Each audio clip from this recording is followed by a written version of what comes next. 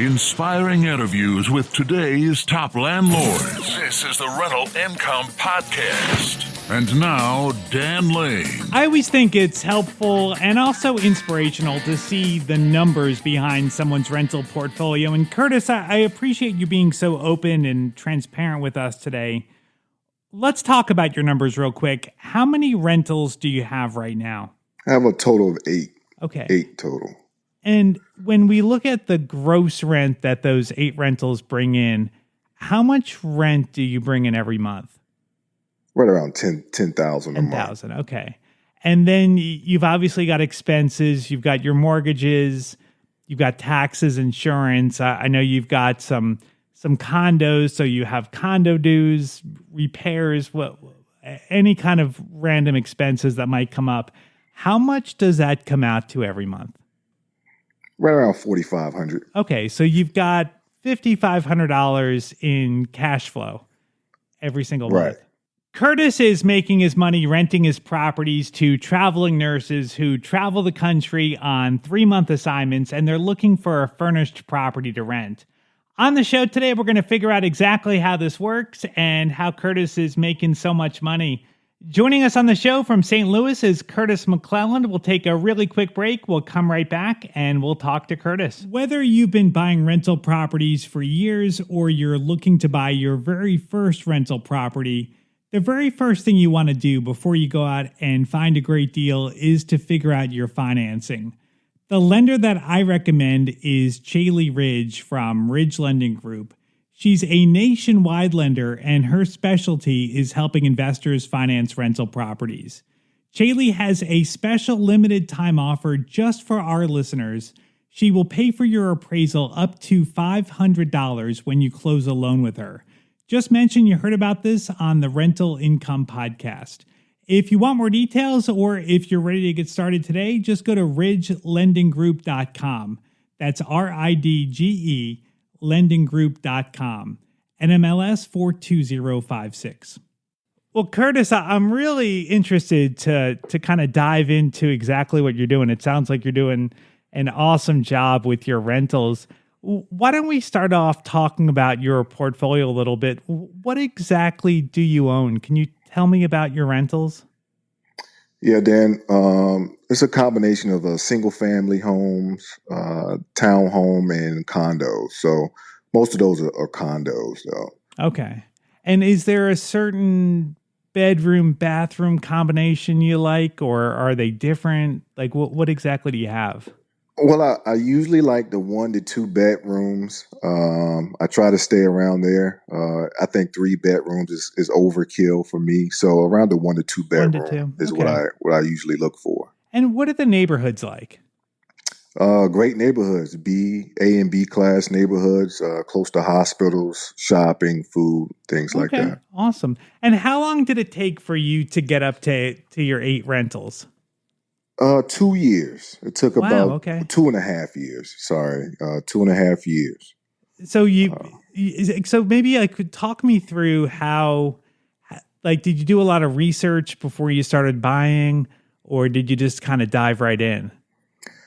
Yeah, well, I did a lot of podcasts, listened to your show, other shows, a lot of YouTube videos for about 2 months, and then I decided to pull the trigger and get my first one. Awesome. And then you just kept on going after that. It sounds like you've been buying at a pretty aggressive clip to get 8 properties in 2 years. Yeah, Dan. Once I got my first one rented out, and I used the snowball method pretty much to save up and go get more. Awesome. I love it. All right. Well, let's talk about one of your deals and kind of figure out exactly what you're buying. So, one of your deals, maybe one of your recent deals, what did you pay for that? 106. 106. Okay. And tell me about the property. What's it like? It's a 1-bedroom, 1-bathroom condo, located in a good area in St. Louis, Soulard. About 650 square feet. Okay. And how did you finance the property? I used a VA loan on that property. Okay. Being in the military, the VA loan is one of the things we have access to as a primary residence. So I used my VA loan and put nothing down. So with the VA loan, you have to live in the property. So that's what you did. You moved in there for a while? Yeah. I lived there for about 8 months.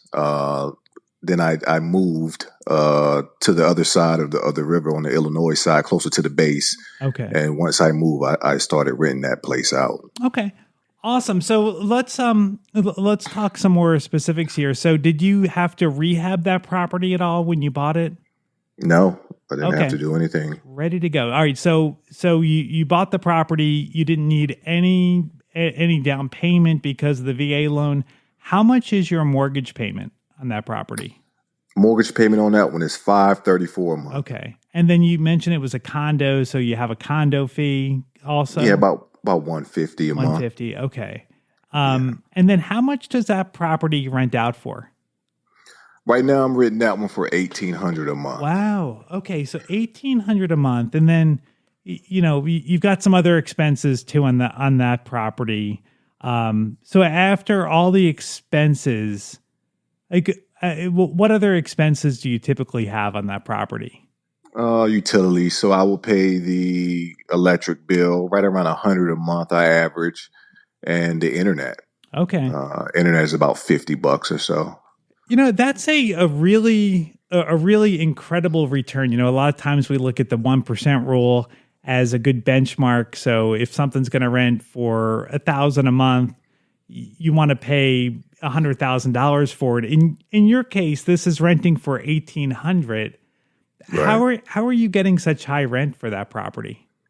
Well, they come furnished, fully stocked kitchen, and they're decorated really well.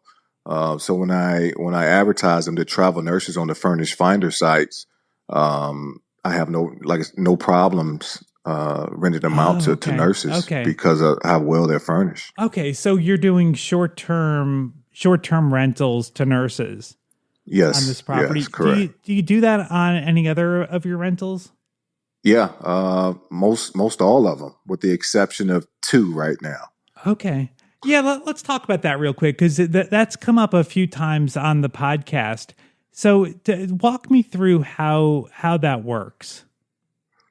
Well, Dan, I'll find a place in a good area, like I said, close to a hospital, close to shopping or good restaurants, in a safe neighborhood. Most nurses that come to the area want to be in a safe area. I'll find a place and I'll furnish it.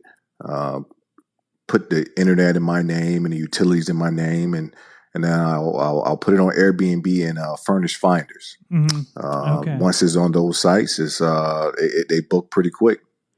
Now, one thing that I've been wondering about with traveling nurses is you get definitely a premium in the rent.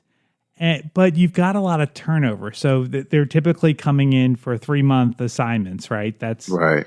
So do you have a lot of downtime between nurses? No, not at all, Dan. Sometimes I'm scrambling with my cleaner to get the place cleaned in the morning, ready for a travel nurse later in the evening. So far I've had no downtime. When do you start advertising it? How much do you, I guess, does the nurse, the first nurse that's in there, do they ever stay longer than 3 months, or is that a kind of a hard and fast rule for them that every 3 months they're going off to a different assignment? No, not at all. Some nurses come for 6 months, I think initially they're on about a 13-week assignment. So I'll check with them about halfway through and ask them if they plan to extend or if they were moving on. And if they are moving on, that's when I'll put it up on the site again, the availability when they leave, so other nurses can see that. So about halfway through. But I've had nurses come for 6 months, 9 months. So it just depends. Yeah. And then when you put it up for rent again, do you start getting inquiries right away? Right away, Dan. I mean, I get inquiries 3 to 4 a day. Wow. Yeah. And then, so then the new, how long does it take for you to book it up? I just pick one, the best candidate. Okay. I lay everything out. No pets, no smoking. And the first is pretty much first come, first serve. I always ask for a copy of the contract so I can know they're making enough and they are all on contract to come to the area. And once I see the contract and verify everything, the ID and stuff, I send them the lease and the security deposit, and that's pretty much it. Okay. Do you do the same lease that you would do for a long-term renter? Yeah, just some slight variations. Okay. Like I say, the time. So I don't do a 12-month lease. I would do a start date and an end date with the option for month to month at the end of the lease. So yeah, pretty much the same lease. Just the days or the time is different. Mm-hmm. And now, why did you do travel nurses as opposed to Airbnb? I just felt like I knew what I was getting with travel nurses. Nurses are usually clean, good people. They don't come and throw parties. They're usually trustworthy. Right. I mean, we're trusting nurses to save lives. So I feel like I can trust that a nurse will come in and take care of my place as if it were their own. All right. So for the property that we were just talking about, so you're getting $1,800 a month from the travel nurses. If you were to rent that out to just a regular tenant, how much would you get for that? I would get about $800 a month for that place. Wow. So you're making an extra $1,000 a month with the travel nurses. That's incredible. Did you? So I mean, that's interesting because this property really wouldn't work as a rental with your mortgage at 534 and after your other expenses. I mean, you would be lucky to be breaking even on it. Yeah. Wow. Now, so for other properties where you have 2 bedrooms, how does that work? Do you have 2 nurses in there, or are the nurses bringing their family with them? A combination of both. I've had nurses come with a buddy. They'll have like a travel buddy, and they'll, come together. And then I've had nurses who come single and just want the space. And I've also had nurses travel with families, or they may have a significant other, or that works from home, so they can have an office space, their own room, just more space. So I've seen it all. Now, for your other rentals, did you have to do any rehab work when you bought them? I try to look for places that don't require a lot of work, maybe just some painting or light fixtures or things like that, maybe appliances, something easy, So I try to look for properties that are pretty much all ready to go. And how are you finding them? Realtor. I have an agent here who keeps me on his drip, so he'll send me properties every other day, so it's a combination of the apps and my realtor here. Yeah. Now, being in the military, do you ever think that if you were to get transferred and you're not local, that this might be hard to manage with the traveling nurses? Because it's not like a regular rental where you just get a tenant in there and then there's not a whole lot to do. You've got constant turnover. How do you think you would work this if you were to get moved to a different area? Well, my agent, again, my realtor, he does property management as well. And in the event I do have to move, he'll do the property management. He property manages for both the traditional side of real estate and also the short term. So I'll just turn it over to him and walk away and let him run it in my absence. Yeah, and I guess, for a lot of this stuff, it's online. When you're remarketing the property and you're giving information to potential nurses, you could still do that from anywhere. Right. I Yeah. could do that. The only thing I would need him for is the maintenance portion. I Mhm. still find the nurses. I still collect all the monies. The only thing that he really does is, if there's a lockout or if a water heater malfunctions or toilet malfunctions, Mhm. he'll go handle that for me. Yeah. So, have you ever done traditional rentals with your properties, or have you always done travel nurses from the beginning? No, I started off with the traditional tenant. I bought my first home um, and with the VA loan, with the thoughts that I would be there for a good while. But like you mentioned earlier, I am active duty military, and I had to leave. So when I left, I rented that place out to the traditional tenant. Hmm. But when I got here, I discovered the travel nurses and the potential that I can earn with travel nurses. Now, as far as finding potential nurses, you mentioned that you found them on Furnish Finders. Do you find them any other way, or is that site just where nurses are going to find short term rentals? Most of them I'm finding through furnished finders, but I also find them through Airbnb. Every once in a while, a nurse will book through Airbnb because it's easier. I don't have Okay. to generate a lease and no security deposits on. But usually it's furnished finder. I also found the Facebook groups have been very helpful. Yeah. I found nurses in several Facebook groups. Now, with Airbnb, are you making listings and specifically saying that you're looking for nurses? No, I'll put it on Airbnb. Just a regular listing on Okay. Airbnb. I'll just make my minimum stay at least 30-day minimum stay. Okay. All right. So you're not looking for anyone coming in for a couple of days, or you really want those long term. I guess if a month is long term, you're looking for someone to stay for a longer period of time. Right. Now, Yeah. what about your condo association? I know a lot of times condo associations don't like rentals. They a lot of times don't like Airbnbs. Have you had any problems with them? I have. One of my first places I got in the St. Louis area. I ran into trouble with that Airbnb in that place. It was a condo, and the association got wind of the Airbnb and decided to shut it down. They sent me a letter saying pretty much, "Hey, we don't allow this. The neighbors are complaining.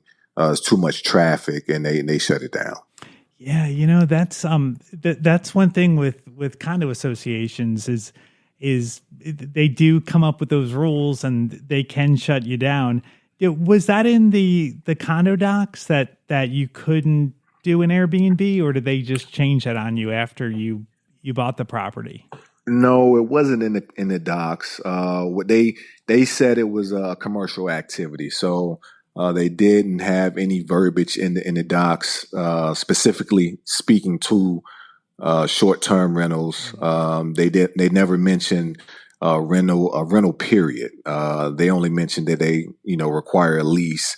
But with Airbnb, I didn't have a lease to give them. Right, right. But they deemed it as a commercial event or commercial activity, so they shut it down. That's a great point. I'm glad you brought that up. If anyone is thinking about buying a condo, either for a regular rental or for a short term rental, you definitely want to make sure that you read the condo docs, because a lot of condo associations do have rules where they either limit the amount of rentals that they can have in the development, or they may outright ban rentals. And you just want to make sure that you know the rules before you put a lot of money into buying a property. If Curtis inspired you and you're ready to buy your first rental, or you want to add to your portfolio, the lender that I recommend is our sponsor today. It's Chaley Ridge from Ridge Lending Group. Chaley is a nationwide lender, and her specialty is helping investors finance rental properties. She has a ton of different loan programs, and she can find something customized to you for your situation. Chaley has a special limited time offer just for our listeners. If you mention Rental Income Podcast, she will pay for your appraisal up to $500. If you want to find out more or you want to set up a time to talk to Chaley, just go to ridgelendinggroup.com. That's RIDGE lendinggroup.com. NMLS 42056. Thank you so much for listening to the podcast today. Make sure you subscribe. We put out new interviews every single Tuesday. And if you subscribe, you'll get notified as soon as they come out. My name is Dan Lane, and this has been the Rental Income Podcast.